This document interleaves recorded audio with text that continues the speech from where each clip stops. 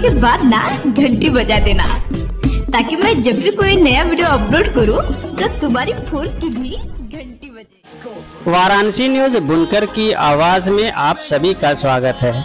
आजाद नगर बयडीहा वाराणसी में बौरे का मेला लगा हुआ था, जहां पर छोटे तो छोटे बड़ों ने भी झूले का आनंद लिया।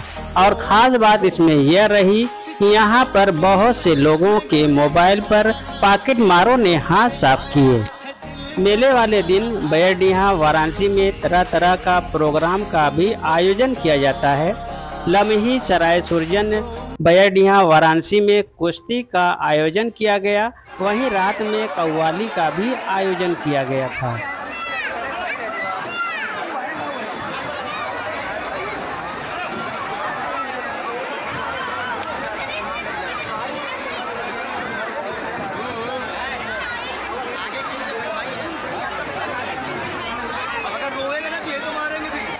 वाराणसी में टोटो पर लगाए जा रहे हैं QR कोड।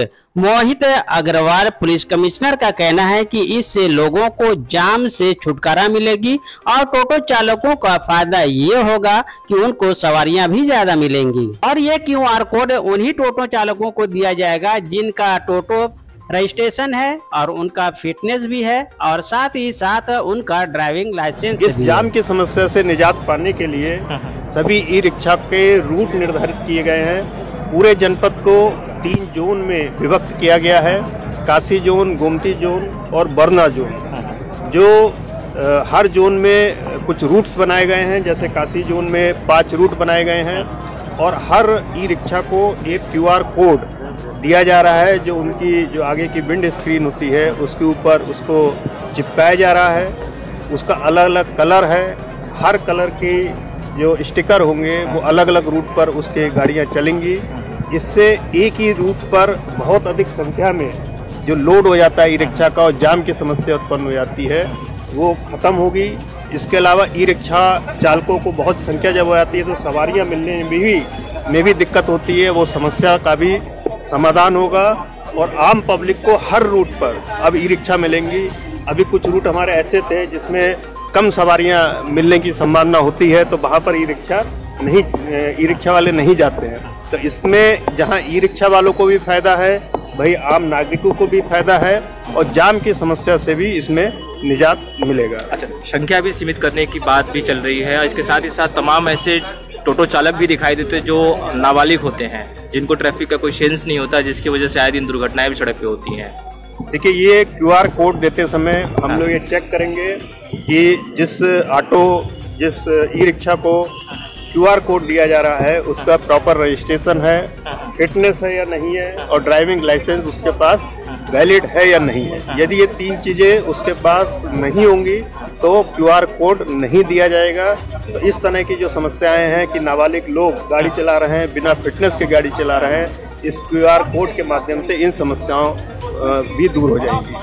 देखा गया है कि गलियों में ये जाके गलियों में भी घुस जाते हैं, उसके लिए क्या व्यवस्था की जाएगी? गली जो जाम हो जाती है, देखिए, अभी जब इनकी संख्या सीमित हो जाएगी, हर रूट पर निर्धारण हो जाएगा, तो जितने भी ई रिक्शा हैं उनको हम लोग एक निर्धारित स्थानों पर, जैसे आपने बड़े शहरों में देखा होगा, एक लेन में सब गाड़ियां खड़ी होती हैं और उसी लेन में जो पहली गाड़ी को जो भी सवारी होती है उसको मिलती है, वो आगे बढ़ जाता है। इस तरह की हम लोग व्यवस्था बनाने का प्रयास कर रहे हैं। जैसा हमने रोडवेज पर ये प्रयास किया है कि जितने भी ऑटो हो एक लेन में खड़े होंगे और अपने क्रम में आगे बढ़ते चले जाएंगे। अच्छा, अभी सिर्फ ये काशी जोन में ही शुरू हो रहा है कि पूरे बनारस में एक साथ? अभी प्रथम चरण में ये काशी जोन में लागू किया जा रहा है, जिसमें लगभग 13,000 जो ई रिक्शा है वो चल रही हैं। इन 13,000 QR कोड ये लगाए जाएंगे। एक दिन में 1,000 QR कोड लगाने का लक्ष्य रखा गया है। तो अगले 10 से 15 दिन के अंदर ये कार्रवाई पूर्ण हो जाएगी। क्या है वो, कैसे जानकारी? ये QR कोड एक कोड है जिसको मोबाइल फ़ोन के माध्यम से कोई भी स्कैन कर सकता है। कि आप जानते हैं कि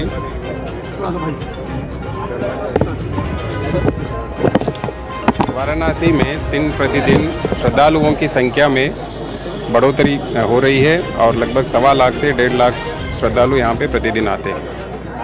और सभी लोगों को मंदिर में मुख्यतः जो जाना रहता है, तो यहाँ की जो भारी संख्या में पर्यटक और श्रद्धालु आने के कारण ई रिक्शा में भी अप्रत्याशित रूप में वृद्धि हुई है।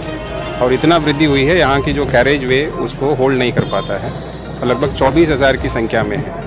तो उनको रेगुलेट करने के उद्देश्य से पुलिस प्रशासन द्वारा एक इनिशिएटिव लिया गया। इसको जोन सिस्टम में कलर कोडिंग करा के जिनको जो जोन निर्धारित है उसी में वो कराएंगे, क्योंकि अदरवाइज़ क्या होता है, सभी एक ही जगह पे पहुंच जाते और पूरा चौक कर देते, तो सभी लोगों के लिए दिक्कत होती है। जैसे स्कूल में जो बच्चे जा रहे हैं उनके लिए भी दिक्कत है, जो ऑफिस के लिए जो लोग जाते हैं उनके लिए भी दिक्कत है।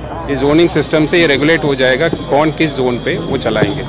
सो इस क्रम में जो ट्रैफिक को कंजेशन को कम करने के लिए कई जो इनिशिएटिव जो ली जा रही है, उसमें से एक ये भी है। इसके अलावा भी अतिक्रमण हटाने का और अन्य जो हम लोगों की जो अटेम्प्ट है वो भी हम लोग कर रहे हैं।